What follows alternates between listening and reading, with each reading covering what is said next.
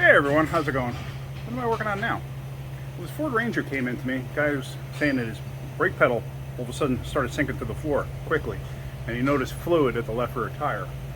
So I'm not even sure of the year yet. I didn't bother checking yet. I figured let me get inside and see what's going on. So let me show you what I found. So here's the Ranger up on the lift. Come to the right rear, everything's looking good there other than a bald tire. Come over to this side. The fluid's actually leaking out in the drum. So what's that from? That's from a wheel cylinder that's blown out. So we're going to be pulling the wheels off both sides because we're going to be doing two wheel cylinders. One side blue, the other one's right behind it. I did just check. It's actually an 07 extended cab. All right, so let me get the wheels off and then let's see what's going on. I'll get you the mileage when I actually go to road test this later. So I let the truck down and I took a look. It's got 199,998 miles on it. So unfortunately, when I road test this, it's going to flip 200,000. Why did I do that? Why did I give you the mileage now? Well, there's a reason. Let me show you something. See these clips? These clips were on both sides. I already took them off the other side.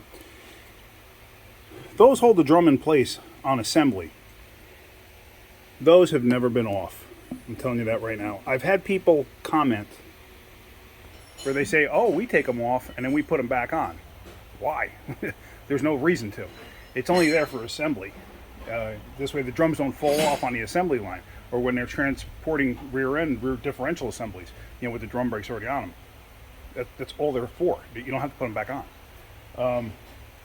So that tells me in 200,000 miles, and this thing's a 97, so what is it, 20... no, wait, what year was this? Hold on a second. Let me recheck now, because I forgot. 07, I think I said 97. So what is it, 15, 16 years old? You mean to tell me in 16 years and 200,000 miles, nobody ever pulled the rear drums off this thing to look at the rear brakes? Wow. That's, even if this thing had been to the dealership, that's, in the beginning, that's just poor craftsmanship right there. Or poor customer service, if you ask me. Whenever you have a car if you have a car with drum brakes, don't just pull one side. Pull both sides. Take a look at both sides. Here's a perfect example. If this thing came in and you just checked the other side and you didn't notice this was leaking, how would you know it's leaking unless you pulled the drum off? Because it could have been seeping for a long time. So let's get this drum off and let's see what's going on. In case you're wondering how to get these things off, the only thing I do is I grab a pair of cutting pliers and rip them. That's all. Done. So with both sides apart, if you look close, the axle seal's leaking on this side too. And it's all over the drum. So the shoes themselves are actually not in terrible shape, and you can see they're caked up with gear oil and that. So like I said, do both sides wheel cylinders, and we're going to do axle seals too. Look at the inside of the drum. I can clean it up, but that's just a mess. And on this side, everything's saturated, everything needs to be replaced. I'm going to put new springs in this thing too, but these things were way out of adjustment. The drums basically fell off.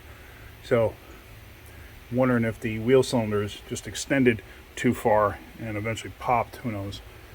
But yeah, I mean the shoe material actually wasn't terrible if you think about it, considering the mileage. So let me figure out what the pricing is going to be, and then we're going to have to call a customer and see exactly what they want to do. So we got the approval to do it, which I kind of thought. I didn't think he was going to not do it. The truck is too nice to not fix. So what do you do? How do you start with this? Well, first off, I put my brake pedal depressor in there and I depressed the brake pedal. Reason for that, I explained this before, is because when you open up the line, if the pedal is depressed, it's not going to act like a siphon and just siphon out the line. So I got that done. I brake cleaned the one side that was leaking really bad. And what I'm going to do now is I'm going to take the rear differential cover off. And I already took the bolts out. The top one is in there, but it's loose. So let me get a pry bar or something and try to get that cover off. All right, let's try this. Usually I take like a chisel or pry bar or something like that, just wedge it in between.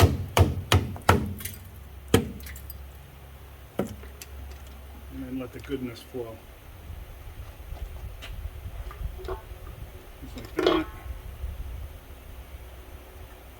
Let's get that top bolt out.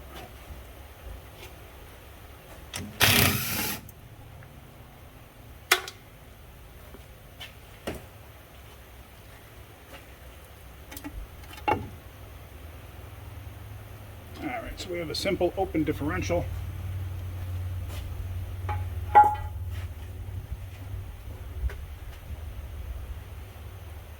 So for this, it's just basically pulling the pin out. We don't have to worry about it. There's no clutches or anything in there to worry about. Oops, sorry about that.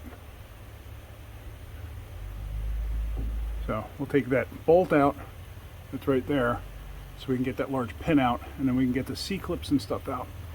All right, let's get going with that. All right, so we're going to take that pin bolt out.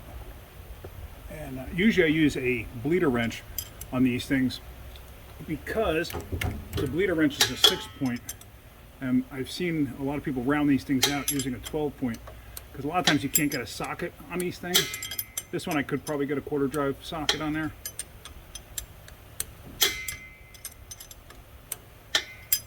I've had people say to me they wanted to watch what I was doing, and they said, oh, you could just speed it up in that. I'm not computer savvy. I haven't the slightest idea how to do any of that. Hopefully, if everything goes the way it's supposed to go, I'm going to start using GoPros and stuff like that, and then obviously I'm going to have editing software on my computer. So that'll be a completely different scenario once that happens. I may be able to actually start doing stuff that way. I hope.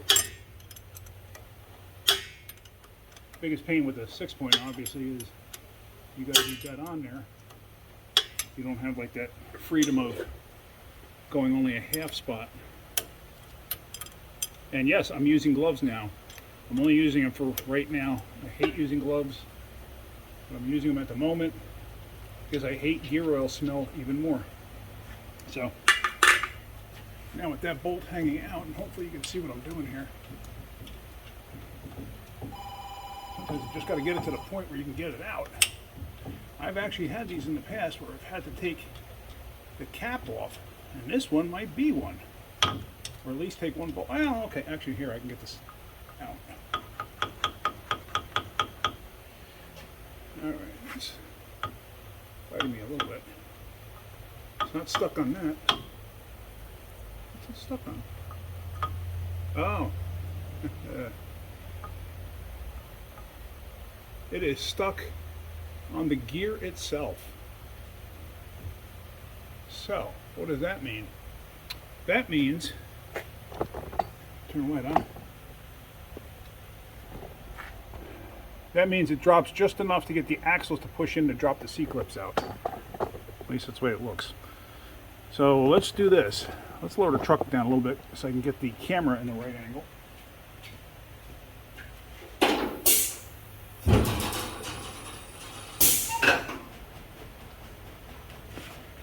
Because I have the tripod up as high as it'll go. So yep, there we go. It pushed in. Now I'm going to pull the axle out. Same on this side. And here we go, the C-clips. They fall out into the bottom. Now the axle comes out. Now we don't disturb any of that. We leave it all alone. And then what I'm going to do is just get some of this stuff out. What I'm going to do too is I'm going to clean this all out with brake clean. But for right now, you can see here, don't smash your head into the release spring, that hurts. There you can see it's got fluid in the tube, so the fluid's coming out right now. And now's a good time to look at your axle. See right there? You look at the bearing surface, which is right there. The bearing surface is fine on this side.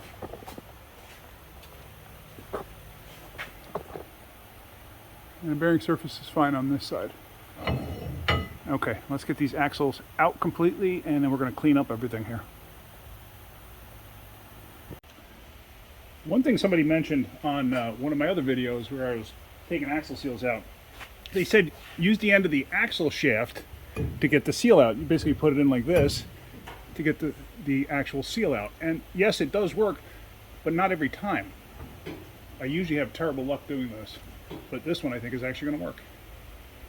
I just hate the fact that the truck is up in the air the way it is.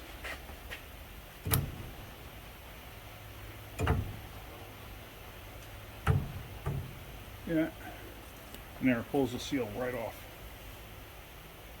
So on this one it did work. For some reason, I don't know why, but most of the times I just used to have terrible luck doing it. So, all right, let me get the other side out. I just hate the fact too that this is dripping constantly. I'm gonna see if I can't clean this up and get it to stop dripping. So what we're gonna do now is just wipe out the area in here. Make sure there's no nicks or burrs or anything in there. Here's the new seal. Somebody made comments before how I didn't put any silicone on the last one I did. So there you go, there's some silicone sealer. So now you place the seal in place like that. Then you tap it in, basically till it bottoms out. And just wipe off any excess silicone that you might have. I'm only going to show you on one side, and then I'll do the other side afterwards. But right now what we're going to do is I'm going to take all these brakes apart because we're going to do the brakes. Okay, so now what we're going to do is we're going to start popping these springs off. This tool here, this is actually the oldest tool I have, I think. And I think I can see a very old, ancient snap-on. Like I said, I'm pretty sure this is the oldest tool I have in my box. If somebody wants to check, where is it? Can you see that number 7 right there? That's actually a date code. You can look that up online, Snap-on date codes. I'll tell you how old this thing is or from what year it was made. So what we're going to do is basically just take this end here, stick it into the spring, take it out. Now, tools like this, you can get it. You can get them online. Like, I don't know if Harbor Freight sells them. They might. I really don't know because I mean, drum brakes really aren't used all that much anymore. You know, basically, when you get them, they're on an older vehicle.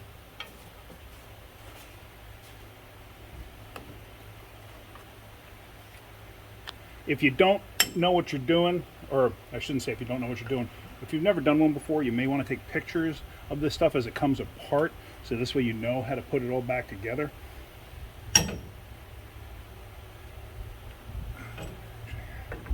There's this spring that loops over this. This is part of the self-adjusting mechanism. The spring pops off there. Now, to get these springs off, you need this tool.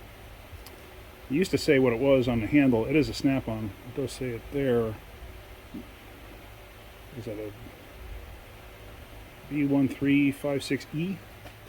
Anyway, you push in on these clips here, on these springs, and if you look close, see that? It's got like a slot in the spring, and this pin has a flattened head, and it actually grabs a hold of it. So you basically have to push it down, twist it, what is that, 45 degrees, and then it'll come out.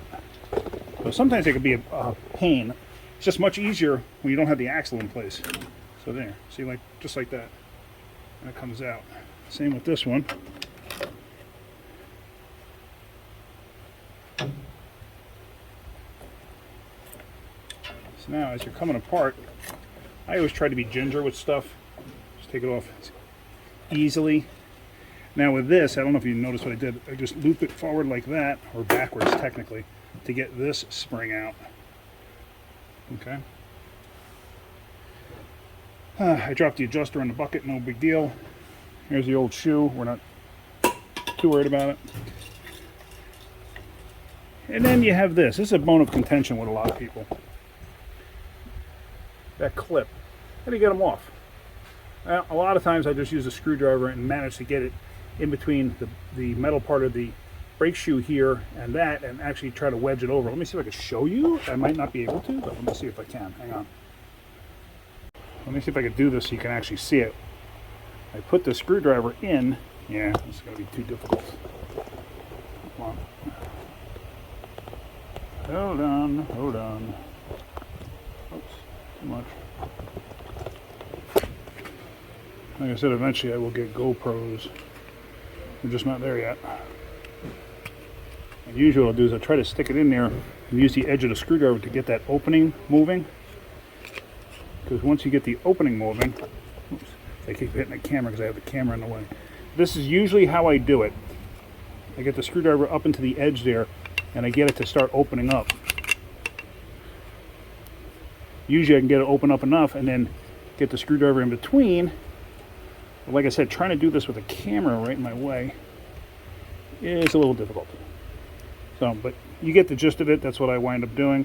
So let's do that, get that out of there. Let's take this out so we don't lose this.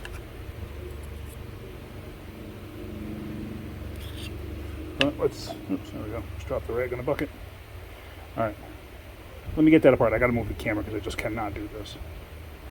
Whoops, and there you see, I'm getting it open. Like I said, just trying to do it with you guys watching. There, and it comes out.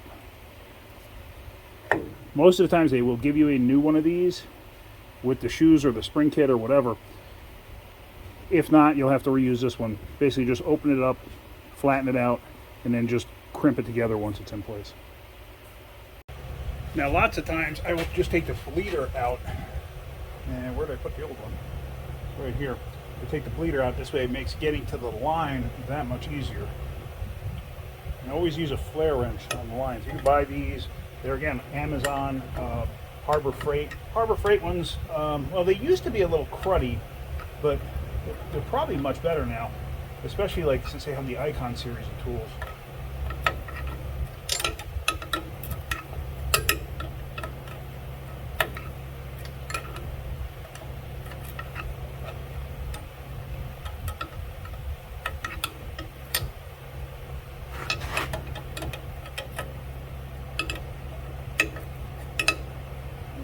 Okay, so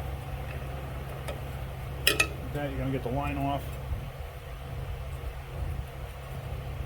Luckily on this, the line nut came off, so now I got to find a socket so I can get these off. I can't tell if they're 13s or what they are.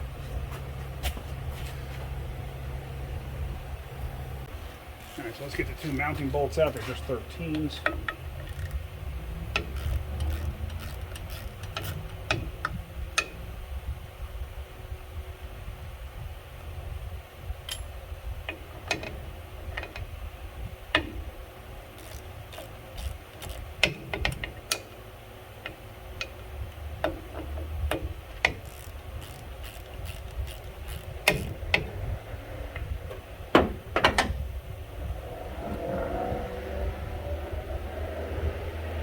Sorry if my hand is blocking it. So now, sorry about that. Let's go back. Let's do this. All right. So now what we're going to do is we're going to pump you up. We're going to pop this out. This is a screwdriver, not a pry bar. And there, wheel cylinder comes out. And that's it. All right, so now what we're going to do is I'm going to clean all of this up. I'm not going to bother showing you that. I'm going to take. I'm actually going to stick the new wheel cylinder on. I'm going to brake clean this area and stuff like that. Put the new wheel cylinder on, and then I'm going to just brake clean everything off, get it all nice and clean. I'll probably stick the axle in too. This way I don't get any of that stuff into the axle seal there. But yeah, okay. So let's do that. Now, when I'm installing wheel cylinders, what I will usually do, I take the bleeder out. Oops, I get the line caught inside the wheel cylinder, and I leave everything loose. Don't bolt it up yet, because most of the time, this will make your life easier to go together. Sometimes it won't. Most of the time it does. If you're going in the right spot. If you can see that, it's got two holes on there. One is for the bleeder, and sometimes they look identical, so got to make sure that you look at them and pay attention to them. And no, this is not making my life any easier right now. This is fighting me. Why? I don't know.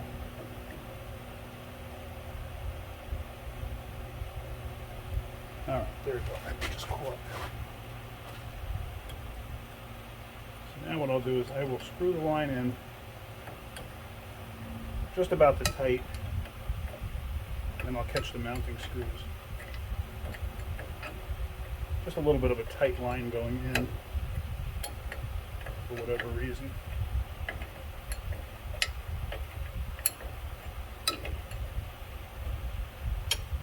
Alright, so now we catch the bolts. See that? Now the reason there again for leaving the wheel cylinder loose is you have wiggle room. You can wiggle it around to get the bolts caught. Leave everything loose. Just don't tighten everything all in one shot. Or I mean, don't tighten one thing and then try to put something else in. Usually it's a recipe for failure. Okay, so now with that in place, there's your ratchet. And here again too, when you get one that's just starting to come down, go to the other one. Don't wrench one down and then go to the other one, because it could get cocked in the backing plate, and then you could break the wheel cylinder or distort the backing plate. Okay, so there. That's snug. It's actually a little more than snug, and need this.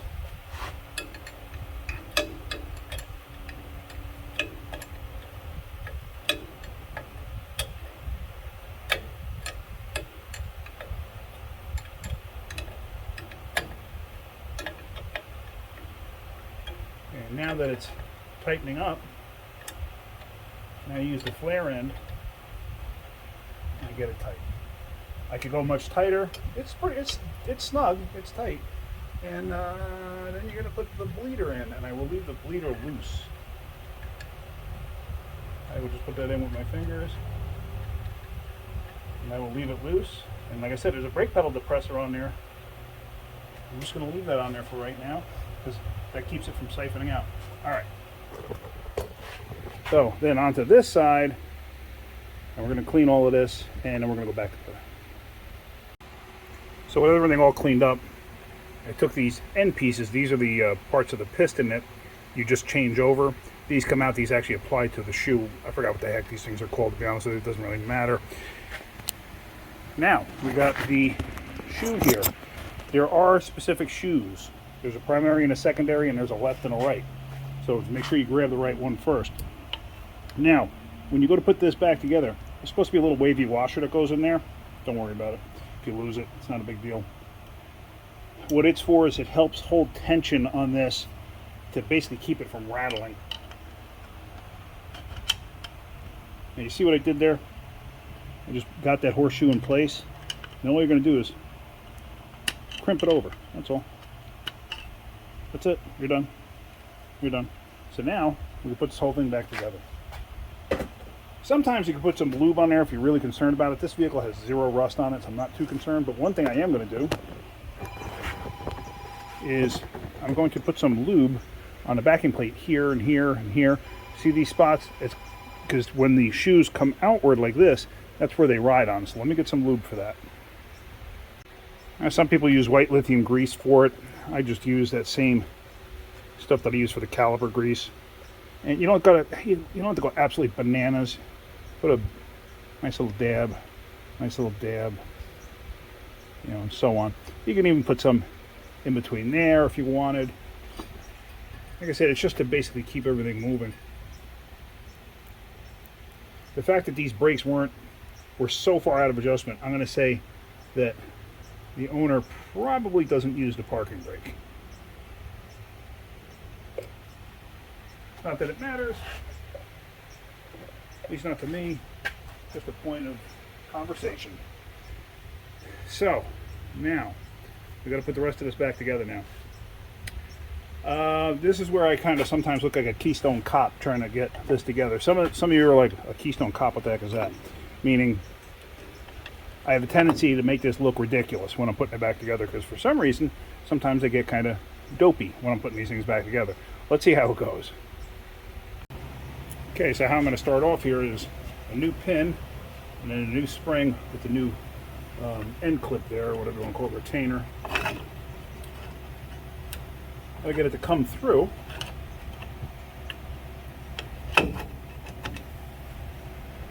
I usually try to line this up, you know, straight up and down, you know, 12/6 or 9/3, something like that.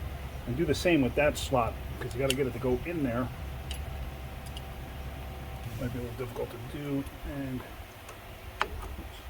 that's the other thing too, is these ends have a tendency to fall off easy.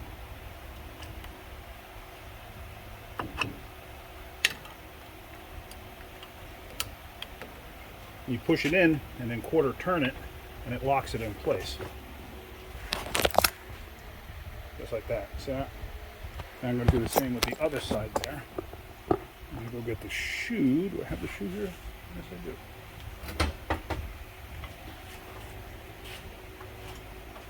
And then I'll grab the pin. And let's get this caught. Stick the pin through. Put the shoe in place.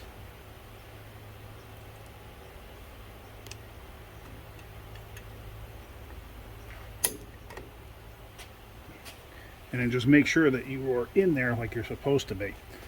Alright, so now the rest of this can start going back together. I gotta dig out the self-adjuster because that fell into the bucket. Let me get that out and clean it real quick. Now these adjusters, they only go on one way because as you spin them, see they get larger. If you put them in an opposite direction, they could spin the wrong way and unadjust. So that's why I always do one side at a time usually. This way I can reference the other side just in case. At least this is what I tell people who have never done this before. So now, try to get everything lined up. This thing has to fit over a ledge. Basically, it'll pop out and in. So it can be a little tricky. So we got that in place. That's good. Now, what we'll do is we will get the adjuster spring. Let me clean this real quick. The kit does not come with this spring because this is actually part of the adjuster kit, which this is not the adjuster kit. This is the spring kit that I have. The adjusters are fine. So now you put this in place like this. Hopefully you can see what I'm doing here. You take the adjuster lever, put that in place, and then you got to get this spring up and over, just like that. No big deal. My hands are so callous that it doesn't matter to me, but you may want to be mindful of it because sometimes stuff like that, it pinches you, it hurts you, so just be mindful. The bar here, make sure you put that in the right way. If I'm not saying the technical terms, because it doesn't really matter for this. At least not for me, because I've done this for so many years. See what I said about Keystone Cops? Alright, so now we're going back together. Let's see. We have, where is it? We have. Where'd I put it? There's that little plus sign thing that goes on the top here. Oh, it's right here. So we're going to put that like that. This is the cable guide. This is going to go over here, and it fits underneath the edge of this lever.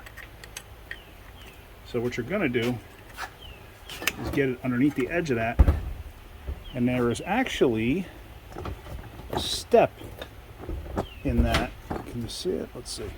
There's a step in that hole, and it actually fits into the shoe itself, and that's what centers it. Basically, it's the same hole that's on that side, and it centers into that piece there.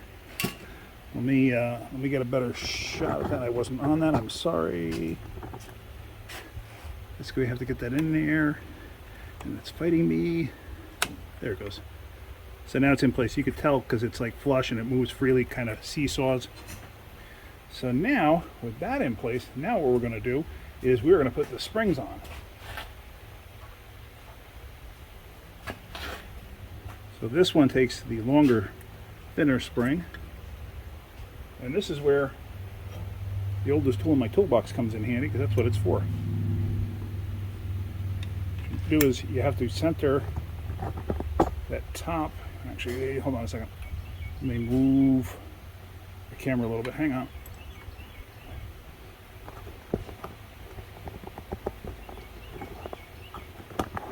High-tech production here. All right. So we get the spring back in place like we need. We take the tool, and that's it. Now we're going to do the same with this with the shorter spring, the shorter, heavier spring.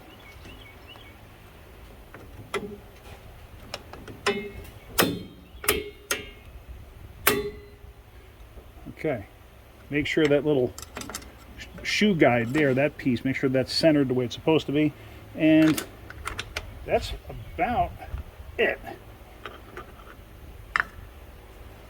Just get everything right where it needs to be. There's a lower spring here. Let's get that in place. Now for this can be a pain. This can be a pain because it's got to go all the way over to this hole here. You grab it with a pair of pliers or something usually. Where did I put my pliers? Let me find my pliers. Hold on a second. All right, so this is actually the next day. I realized that I was not on there correctly. So you grab it with your pliers and you just move it over and get it caught in place. So now everything's all together. Everything's all nice there. Basically, now I just got to basically reverse. Oh, no. I'm sorry. Hold on 1 second. I actually made a mistake. Look at that. Hang on. Let me show you my mistake. Where is my other tool? Right here. I forgot to put in the adjuster spring. Or cable, I should say. That has to go on first. My mistake. Where to put it? Right here. Let me just clean this off real quick. Hang on a second. Alright, so now hopefully you can see everything that I'm doing here. Now if you look at the top, see how it's stepped out? You want the inward part of the step. You want that to face that area there. So now you put the springs on. My bad. My mistake. See, sometimes you're filming and you forget things because you concentrate more on the filming aspect. Alright, so now with that in place, now what I usually do is I just tug this to get this in place like this, and you have to wrap it over top of this hoop here. Let me see if I can shine a little light on that. It has to get up into that groove there, so let me get that caught. Sometimes it can be a little bit of a pain. There it goes. And then on the bottom here, you're just going to lift this up. Make sure this end seats. Lift this up and catch it into the back side of the spring. Let me show you that. See how that's sitting? The spring is to the back side there, and then it loops over. So that's pretty much it for that. Now let's get the rest of this installed. I'm going to put the axle in. Got to do the other side. Like I said, I'm not going to show you all of that. One thing I remember, I don't know if I mentioned it, there's a primary shoe and a secondary shoe in case the shoes themselves look identical to an extent. Like this one had this pin already built into it. Sometimes you got to transfer that pin. This one didn't have that style. And make sure that cable's all the way in like that. But a primary shoe, the smaller shoe goes to the front, the bigger shoe goes to the back. Some vehicles actually have the same size shoe front and back. This one doesn't. But yeah, let's put the rest of this together and then we'll just button it up. So there we go, brakes are all together, the axle's in place, both sides. So now we're going to put the C-clips in. Let me show you that real quick. So the axles themselves are pushed in as far as they'll go. So now what you do is you take one of the C-clips, you drop C-clip in place like that. Ford, on a lot of them, they use a little tiny O-ring on the inside there, inside the groove that this fits into, and it holds them snug. GM doesn't do that. Neither does Chrysler. But once you get it in place like that, you basically grab the axle and you pull it outward. Just like that. And now the pin can go back up in place. And now you can catch the bolt. Now that keeps the axles from falling out, the C-clips. So if you're going to be drag racing and you break an axle, you can lose, the axle can actually fly out. That's why a lot of cars that have the bolt-in axles where they bolt in, it's easier to show you on this side, where they bolt in on the back side here, where the bearing is bolted in there, those are the ones that if you break an axle, you're not going to lose the wheel. So let's get this all back together. Basically just got to clean off the cover, clean this off, put this back on, put fluid in it, bleed the brakes and adjust. Okay, so with everything clean, Now we take the cover and we put the cover on. You don't have to go crazy with the silicone. I see people put way too much on. And try to put it on center as best you can. And keep an eye on the bolt holes. Now, one thing I've said in the past too, when you're doing this, make sure you clean out the bolt holes, because old silicone that winds in by the bolt holes, if you go to tighten the bolts down and there's too much silicone in there, you can actually hydrolock the bolt in place, and it'll, as you tighten it down, it can actually split the case. It can actually crack it, believe it or not. I have seen it happen. It's more prevalent on automatic transmissions, but I have seen a differential do it too. You know, the cast iron case. It's amazing that, you know, hydraulic pressure can do that. So now we're going to just put the rest of them on. If there's tags, make sure you put the tags on, and then we're going to tighten this up. Then we're going to fill it with fluid. Then we're going to adjust the brakes, bleed the brakes, and go from there. All right, just filled it with fluid, and I put the drain plug back in. Yes, I did crack this free first to make sure that it would come free before I did anything. This way we could tell the customer if there was a problem. So now I put it back in. You don't have to screw that thing all the way until it bottoms out. Just make it snug and you're done. It's a tapered fit. You can actually tighten them up so bad you can crack a case. So just something to keep in mind.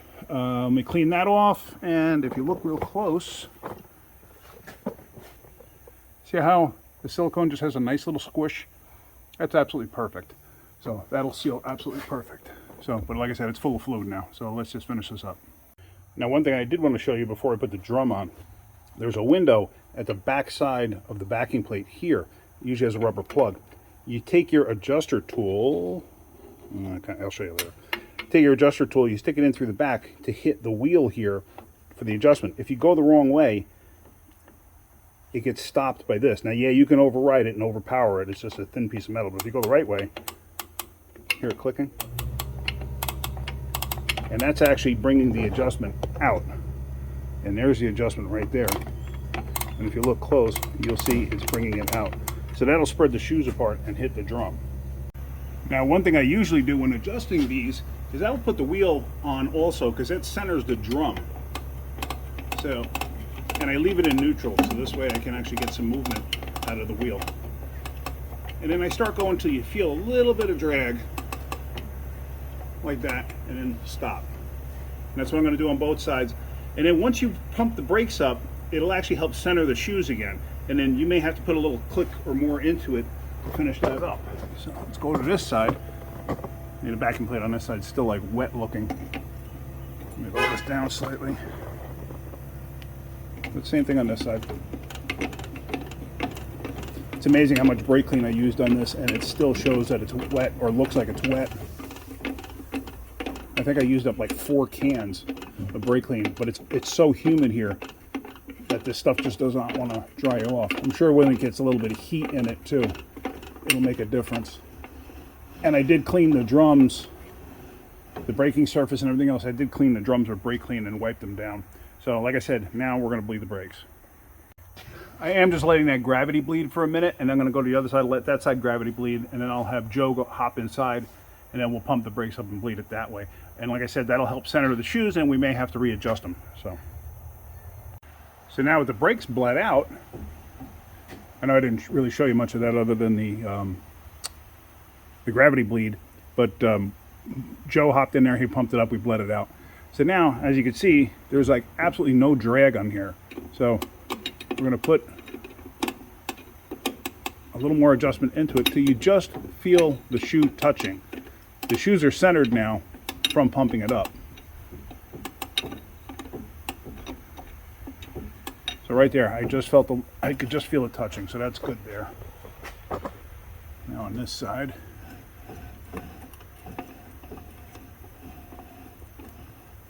this side I didn't have to go as much. That's good. All right. And I brake cleaned this side again, but as you can see, it's still all damp. All right, so we are ready to recheck our brake fluid and go for a road test. Now, always check your brake fluid. It needs a little bit. I did top this thing off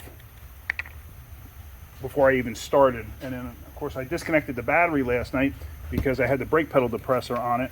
And it was going to sit overnight, and I didn't want the brake lights to just sit on and kill the battery. Make sure you use the correct brake fluid. Do not use power steering fluid. Use the correct brake fluid from a sealed container. It's important. So that's pretty much that. Now the funny thing with what I just said, in regards to using brake fluid from a container that's been sealed, the manufacturers no longer recommend brake fluid flushes. I actually do recommend brake fluid flushes. Brake fluid absorbs the moisture in the air. It does break down. When the moisture in the air gets in the brake fluid, it lowers the boiling point of brake fluid. Brake fluid deteriorates, and you get like, darn, I can't even think. Hold on. Major brain fart there. You get wheel cylinders that, deteriorate, calipers, brake hoses, stuff like that. I mean, they deteriorate anyway over time, but it helps keep it from getting a buildup of junk in it over time. So, there you go. I do recommend flushing brake fluid, and like I said, the manufacturers of brake fluid tell you that brake fluid absorbs water or moisture from the air. So, it's something that, I do it. I don't do it often. If the fluid is turning dark and stuff like that, then yeah, I absolutely do it. The fluid on this is relatively clear. It's not bad, especially now since I just replaced the wheel cylinders and that, and I pushed some fluid through. But like on my own cars, maybe every 10 years I'll do it, if I have them that long.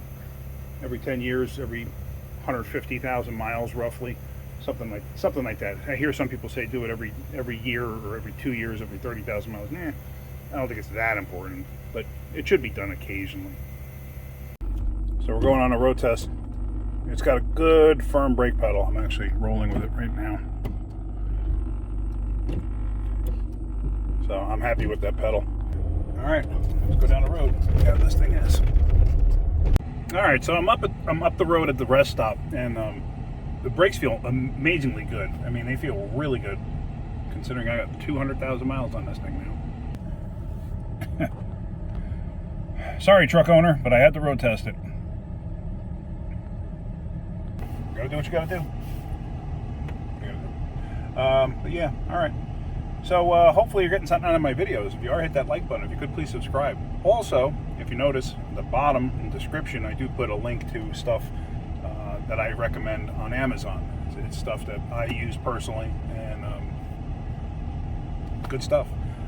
You'll also notice that launch scanner's on there, and anybody that I know that has purchased that launch scanner after seeing me using it, they've all contacted me and said they can't believe how good it is. And I tell you what, I am blown away by how good it is. Really am. Like I said, it's a little slower than the Snap-on, but so far it does everything the Snap-on does. Somebody had said to me something too about that. They said, yeah, but what about updates? So what about updates? The Snap-on updates are $1,000 a piece, and they come out twice a year, I think. If you do the subscription, it comes out to $600 a year for both. I said, okay. I said, well, even if you needed to update it, buy another one. It's cheap. It's cheaper than programming. But programming on that scanner is actually there's like on the main screen, it'll say update, and you can go in there if it's a free update. And so far, everything's been free. There are updates in there that you have to pay for with a credit card. But if you hit the update thing, it'll automatically update everything that's there. Just make sure you're hooked to Wi-Fi, obviously. Yeah, anyway, all right. I went off on a tangent there. All right, guys, if you're getting something out of my videos, hit that like button. If you could, please subscribe. All right, have a great day. Keep wrenching.